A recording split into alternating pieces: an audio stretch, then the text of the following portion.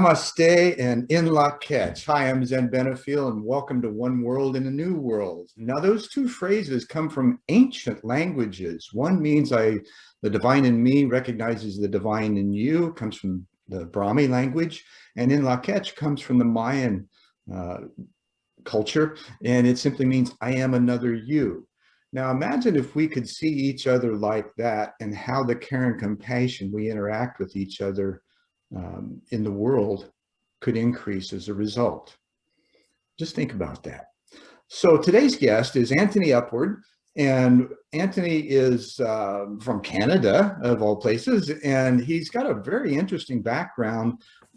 He came through or went through a lot of development in his Flourishing Business Canvas, and he's taught at the Ontario College of Art and Design. He still does. He's been there since 2014, and he calls himself a pracademic in a sustainable architect business.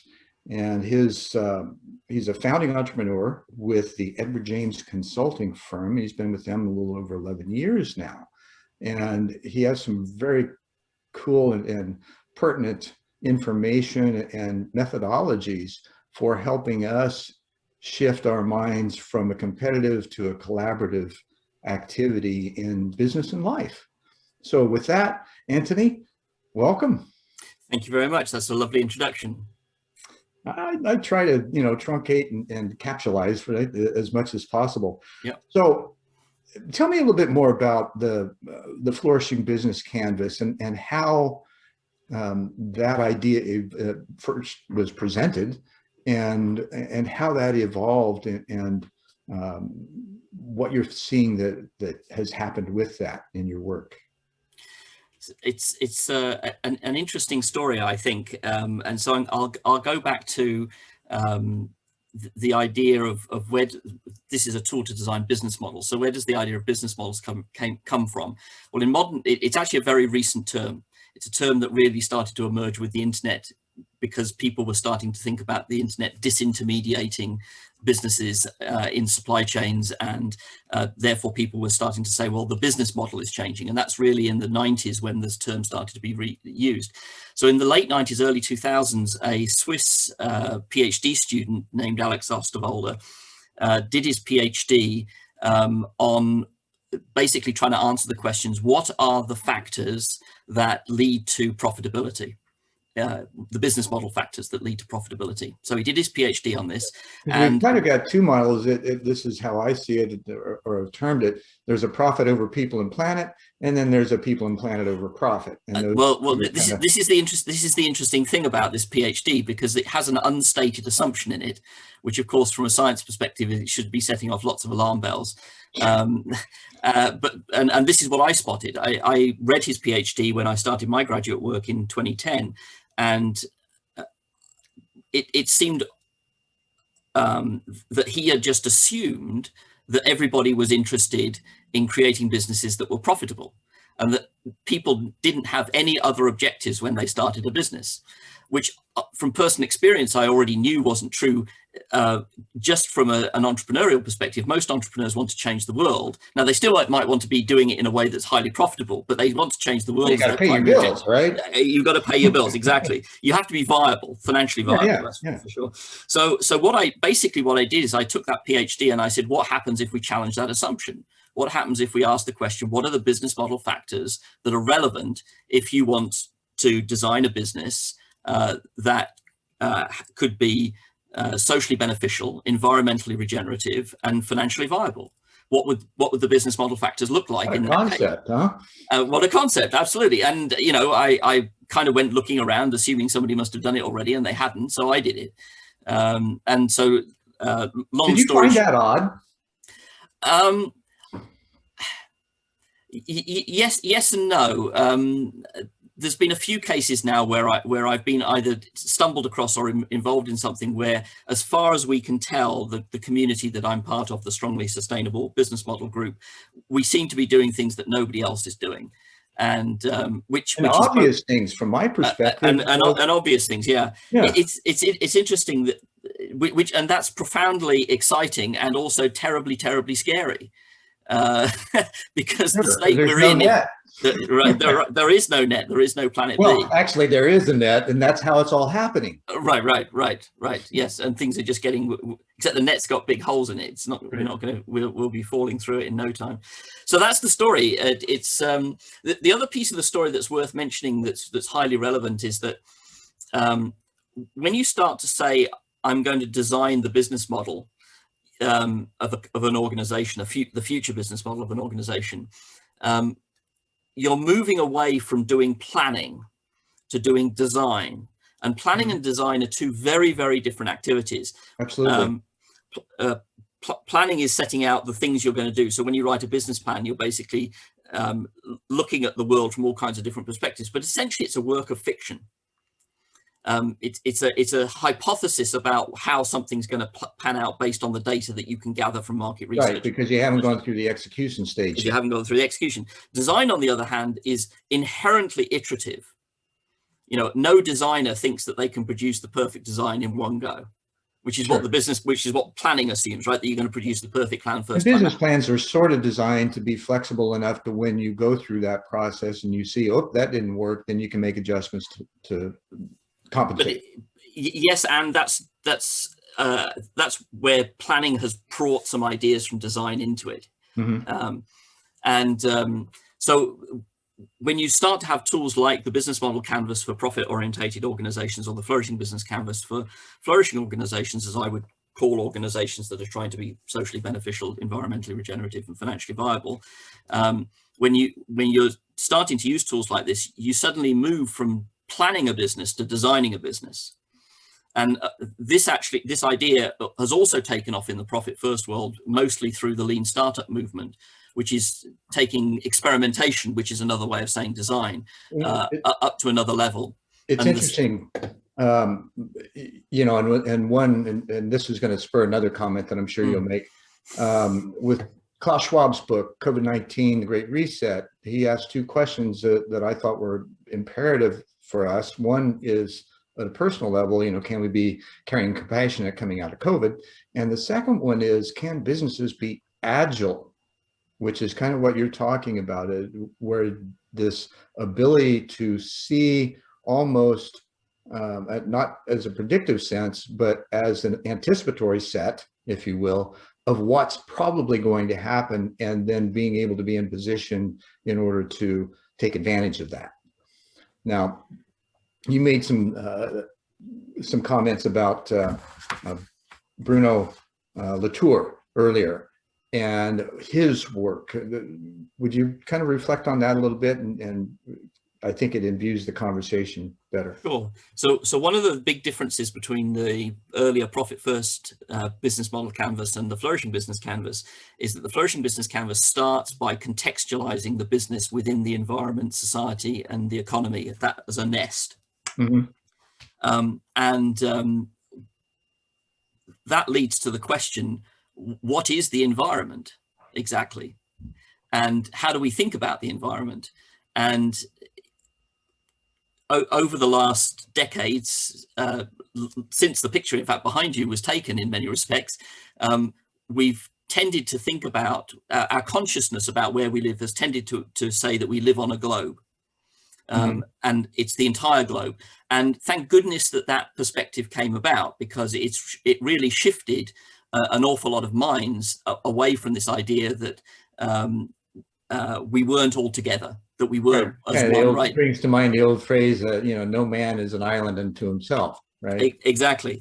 The problem that I've observed when we start to think about the environment in the global context is that we tend to, because the globe is so enormous, we tend to assume that the environment is also enormous and that we can't possibly have an impact on it.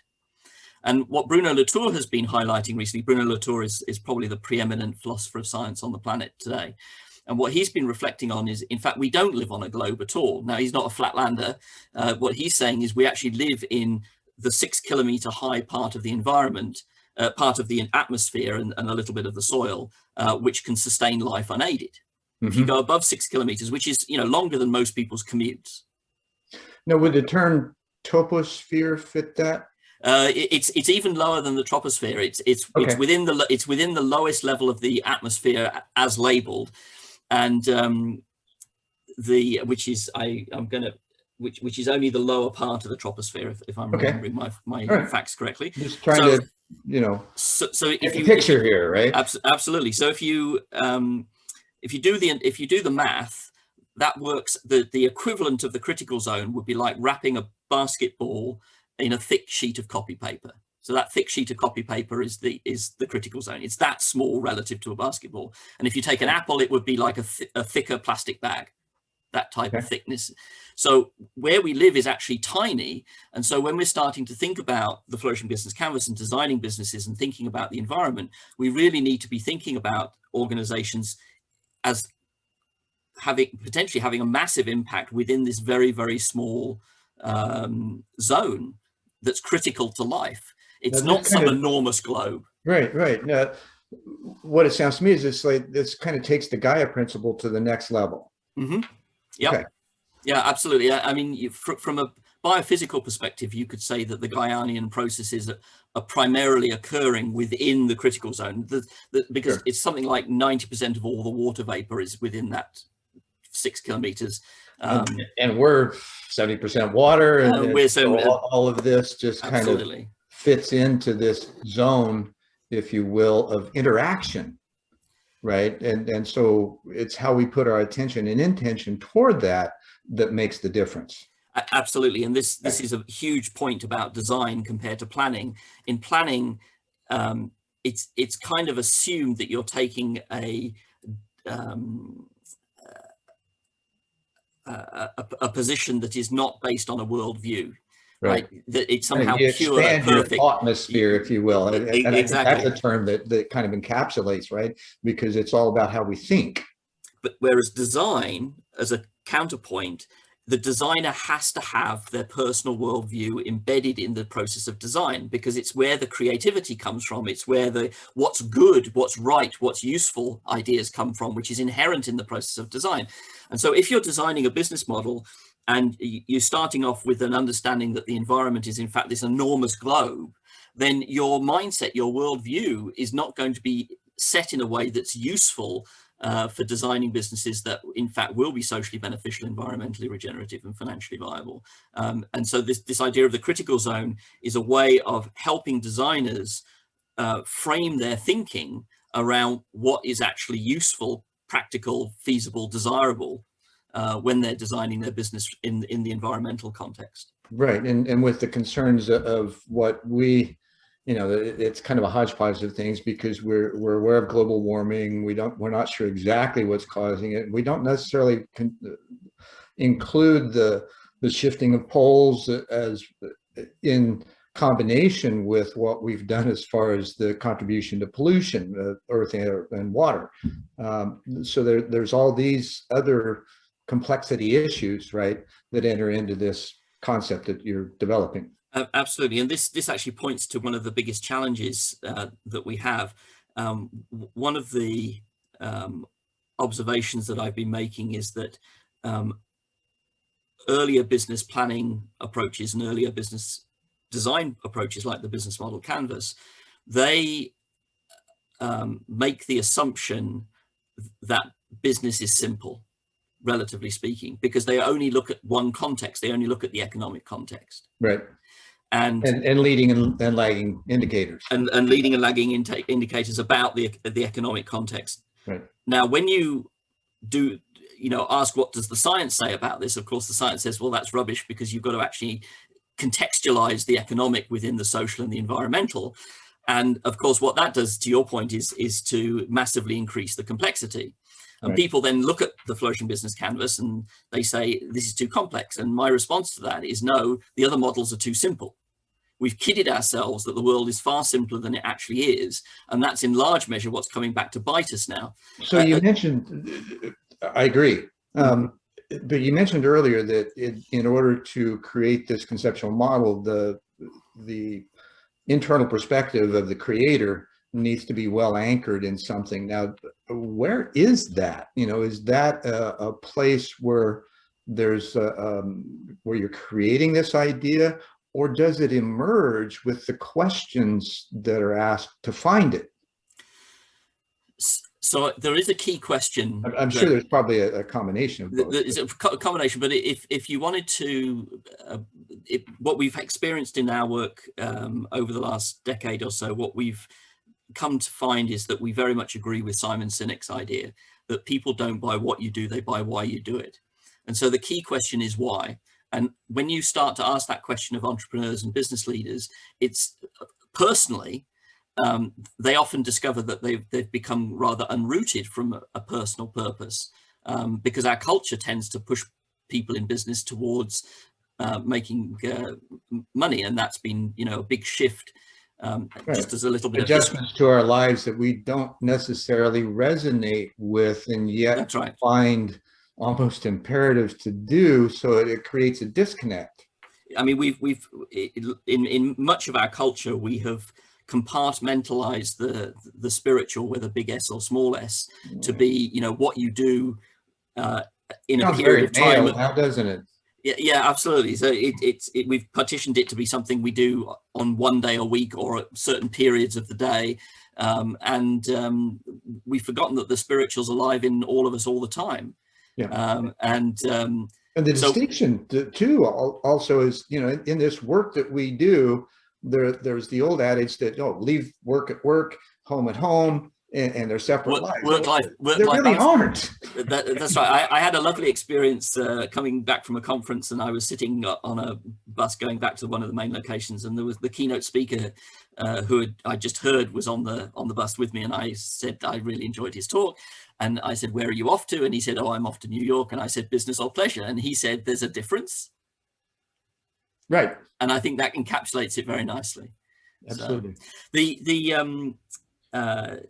So once you've got people over the idea that they do in fact have a personal why, they do have in fact something that drives them individually, then the question is, once the collective comes together to create an organization, because an organization is a socially co-created thing, you've got to figure out what the why of the organization is based on the why of all the people. And that actually brings the possibility that there could be a spiritual dimension to the purpose of organizations. Right. And now, in this new thought atmosphere that's being created, right, there's obviously going to be some uncomfortability in that, because it's new. It's an unknown. You're stepping into something. What do you find to be the reticence that you have to work through in order to accomplish that?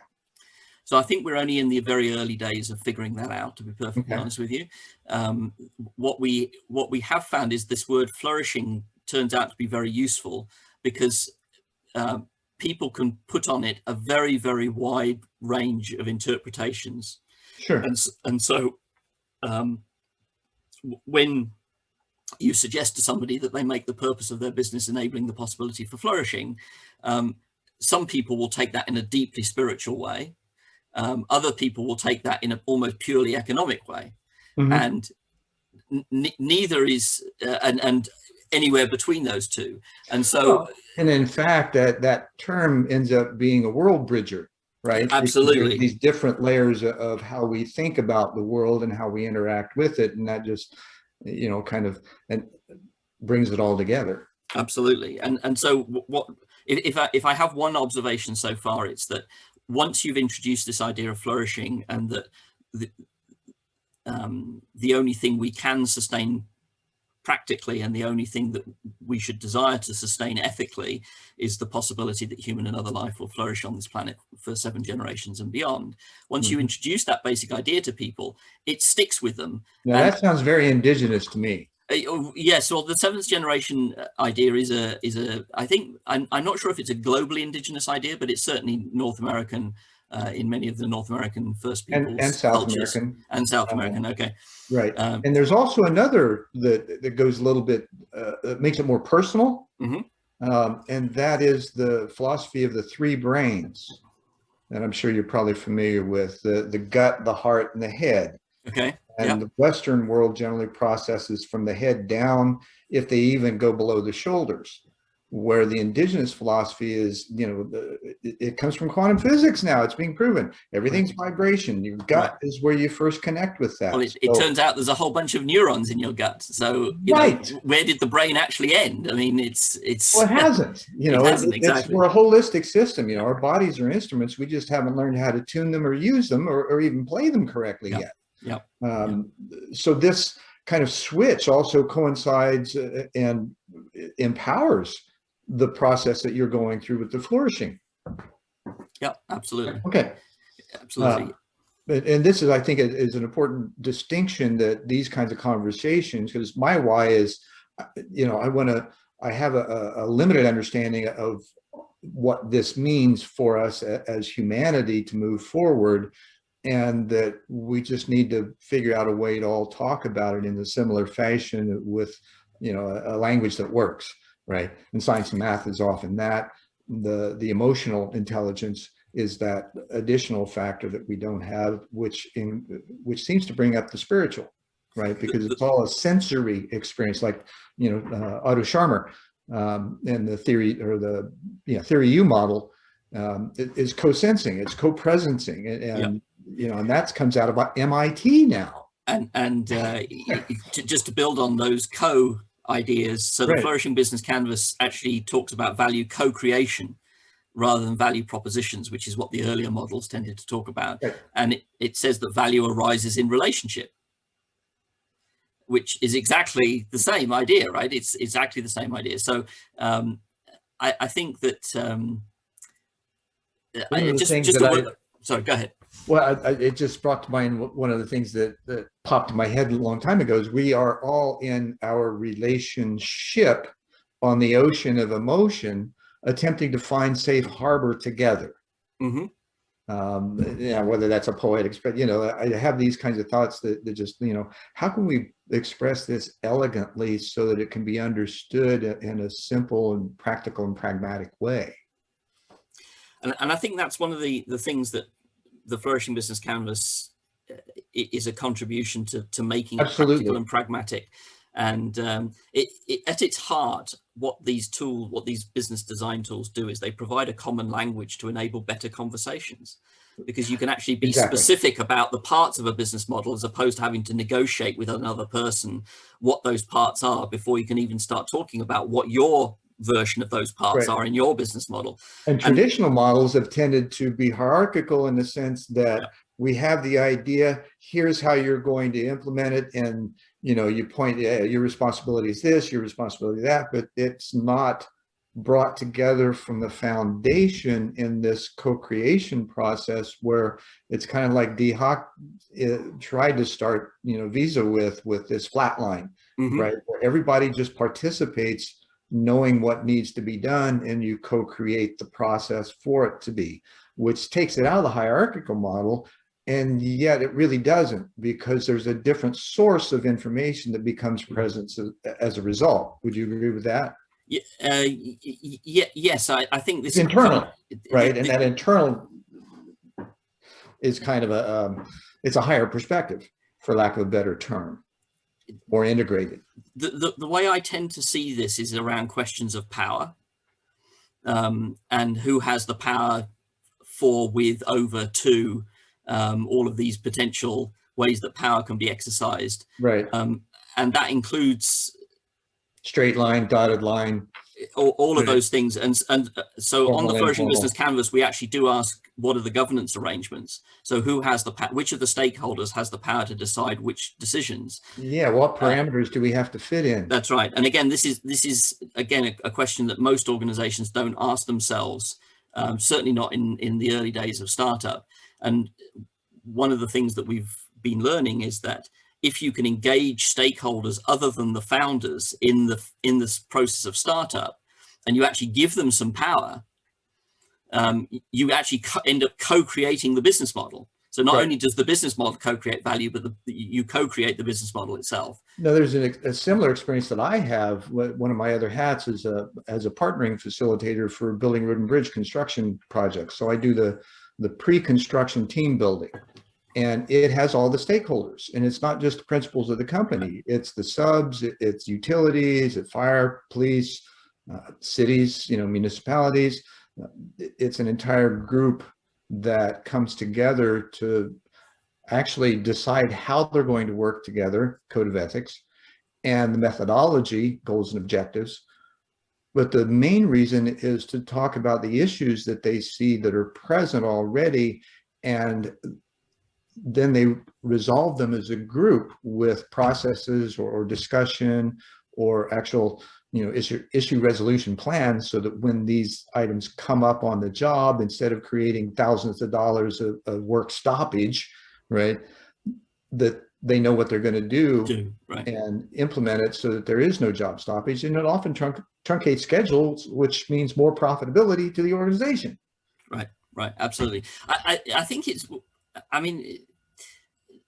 in some respects, there's nothing new about the Flourishing Business Canvas.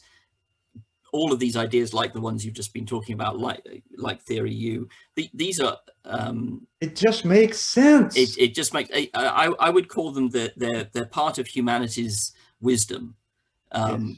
And one of the things that we're also starting an institute called the Flourishing Enterprise Institute to help promote and get funding for the research. There's tons of research around this that still needs to be done.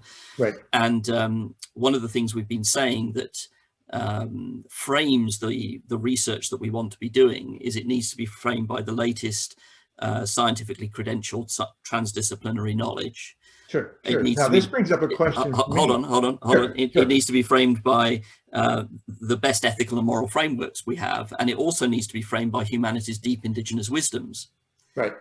Because that tells you what's practically worked in the past. Absolutely. Right? So you need all three of those, and in my view, because science is the best way we have of knowing the world, imperfect social process though it is. Ethics and morals tell us what we've decided collectively are desirable, and the deep indigenous wisdoms tell us what's been practical in the past, and therefore what we need to pay attention to. Absolutely. And again, it just makes sense. It just makes sense. Absolutely. That's now, right. We've gone from a local to a tribal to community to city-states to nations to a global village now. And there are a lot of folks that are doing similar work. And I found you through the Institute for Evolutionary Leadership and Fyodor Ochinnikov. Now, do you see, and this brings up okay, there's a lot of different dots, right? Be it institutes or universities or individuals who are doing similar things, but don't necessarily know of each other, let alone are collaborating with each other in order to expand the atmosphere, if you will. How do you see that rolling out, or do you yet? And I'm sure with, kind of with the virtual world, more available. One challenge we have is, of course, everything is connected to everything else. Mm-hmm. And so, but there's a capacity limit in the human mind about how many connections we can maintain actively. And there's also a practical issue about how much time you have in order to be able to establish and maintain those relationships. So I think there are always going to be limits, and I think there always will be networks of networks. You mentioned time, if I could just digress for just a moment, or progress maybe. I'd heard from another individual, and this was written back in the 60s, that there was a perception that we don't have yet of measuring time as a change of entropy. And it would seem with that perspective, which is completely different than what we have been seeing it, but with that perspective, with the change of entropy, meaning it lessens, that more things can be done in less time. And would you see that as a necessary? Oh, you're getting this is going to go straight into non-equilibrium thermodynamics. So one of the interesting things is that we have been doing more in the last 200 plus years since the Industrial Revolution, since we started to harness the stored sunlight on the planet. Mm-hmm. And we've created massive amounts of more of additional structures, everything from physical structures to social structures and social complexity over the last 250 years. What's interesting is that that's actually accelerated the amount of entropy we're producing. And initially, yeah. For the time being, that we are producing more entropy now than we were 250 years ago. And do you think it's because we don't understand holistic systems or systems in general? Yes, this is another very interesting topic. We've had 400 years of the analytical age, the age of analysis, where the functional age, where we've assumed that we could understand everything by taking things apart and putting them back together again, right? We've had you can say that since the Enlightenment, that's the way we've trained ourselves to think. And it's funny how it's destructive analysis. Absolutely. But it's also been incredibly powerful. I mean, we can't. Yeah, we've got some great benefits from it. We have some absolutely fantastic benefits. So if you think about the opposite, which is synthesis, where you ask not what is this thing contain, not what this thing is contains, but what contains this thing. If you start with that question, the context, in other words, and it's the difference. Dudley Lynch, president of Brain Technology, wrote a book called Mother of All Minds, and he talks about the alpha and the beta human being, right? The alpha chassis with the alpha mind, which is steeped in competition, and the new way, the beta mind, has a comprehension of oneness, which is what you're talking about. It's what's the container we're in. And in the West, and I should mention that these two ideas are very much Western ideas, which have been imposed through colonization and other processes on the rest of the world. European. Exactly. So, but this new way of thinking, this synthetic way of thinking, the first time that we had any scientific evidence that analysis couldn't tell us everything was the experiments that were done by Heisinger, where he discovered he couldn't find out all the parameters of an electron at the same time. In other words, analysis couldn't work. And that was only in 1927. Right. So we're barely 100 years into a new thought revolution called systems thinking, where you use both synthesis and analysis in alternation in order to be able to get to the bigger picture understanding of how things work. William Marx tried to explain that with what to believe, right, in a more simple or simplified way. So I think we should, so back to your earlier question about the network. So I think as we start to do more and more systems thinking, I mean, I think that those networks will start to bump into each other more proactively than they have been.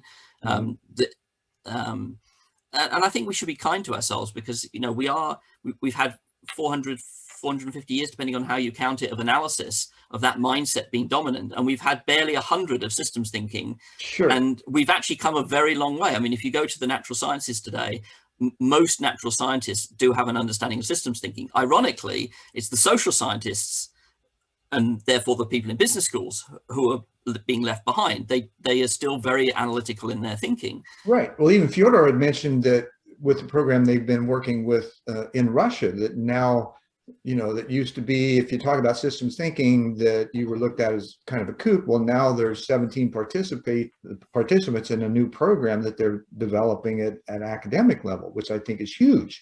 Now, you mentioned the care, right? And the nature that we have that almost seems self-deprecating, right? As humans, we have a tendency to really be critical of ourselves internally. We don't necessarily talk about it, but we beat up on ourselves constantly because we think we are inept or unqualified or whatever, right? So which goes back to the question that Klaus asked: can we be caring and compassionate? It's not just about others; it's about self first. Right. So I think this is, you can't care for others unless you can care for yourself. Right, and we tend to not really consider that. Yes, I agree. Okay, so how, that being given, and with the systems thinking, and I know you were on a train of thought that I interrupted, apologies for that. However, how do you see that seeming juxtaposition of the self-deprecation and the systems thinking, and having to move beyond that in order to integrate the systems side? Or do you? So it's not something I've given tons of thought to. So this is fairly much a top of mind reaction to the question. Good. That's the question you hadn't thought of yet. So I think that as we start to understand ourselves as systems and as part of other systems, as we start to recognize that, you know, this thing that looks like skin, that looks like a boundary, actually isn't a boundary, a hard boundary at all, that there's, you know, all kinds of things going on top of the skin that's not part of me, but yet is part of me. Where's the boundary? The boundary starts to get very blurred. And I think as that process of applying systems thinking to ourselves starts to move forward, we'll start to recognize the deep interdependence we have of the self with the other. And those two will start to reconnect, which of course they always were before we came up with analysis, right? Before Cartesian thinking. You know, my show opening, in la catch, you know, means I am another you. There is no separation. Exactly. There's perceptual because we do different things, right? But that doesn't mean that we're separate. It's all part of a larger whole that we're figuring out how to find less entropy in. Mm-hmm. Yep. Okay. Awesome. And I hope that really gets through to our audience. Now, we're winding down here. Mm-hmm. Yep. So what practical advice have you, or what practical things have you found, and therefore what advice can you give to others that are beginning to explore, or maybe even haven't, but just need to begin to consider what we've been discussing? So in the context of starting organizations, which is my field of expertise and experience, then if I may humbly suggest that using something like the Flourishing Business Canvas will accelerate the process of doing that. Sure. Because it gives you that shared language. And we've seen that in practice, you know, when you're working with other people, with your other stakeholders, and you're trying to figure out what are your value co-creations, who are your stakeholders, what activities do you have to perform to co-create that value with your stakeholders. When you're working with other people and you're coming up with your shared understanding of those things, having a common language just accelerates that process so much. And I think people should be, you know, we've got enough academic support for the Flourishing Business Canvas that we're fairly confident that the questions that it asks are both the necessary and sufficient ones. If you're interested in starting a business that considers any amount of social benefit, environmental regeneration, and financial viability, and any combination of those things. Right, and a regenerative culture is really what we need to be focusing on developing. Absolutely, yeah. Now, so within that, there's still this personal activity, right? And so in this developing a common language and things, we find that most times perceived conflict comes because we're speaking or listening from a different dictionary than the other, right? So how do you, on an individual level and on a personal level, how would you suggest is a better way to approach navigating life with others from that perspective? Oh, goodness, I'm not sure I'm qualified to try to answer that question. Well, how personally though, you have a process that you use. So for myself, it's try to assume that the world is abundant and be generous in your own abundance. I would say if I had to encapsulate it in a few words, has that worked for me? In many respects, yes. In a few respects, no.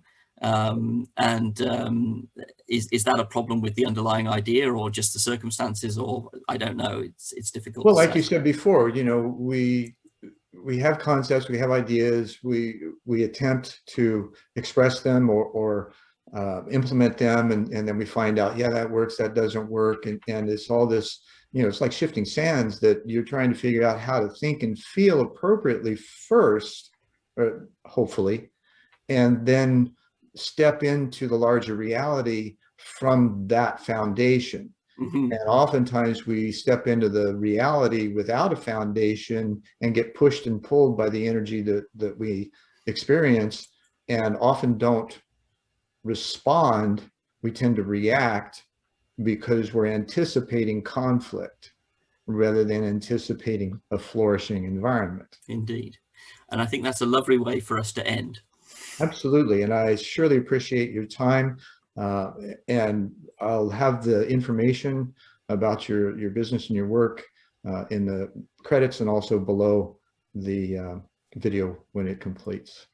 Thank you very much, Zen. It's been a lovely conversation, and I hope our watchers enjoy it. I'm sure they will. Thanks again. Okay, thank you. Namaste and in la catch. Thanks for watching One World in a New World, and we'll see you next time.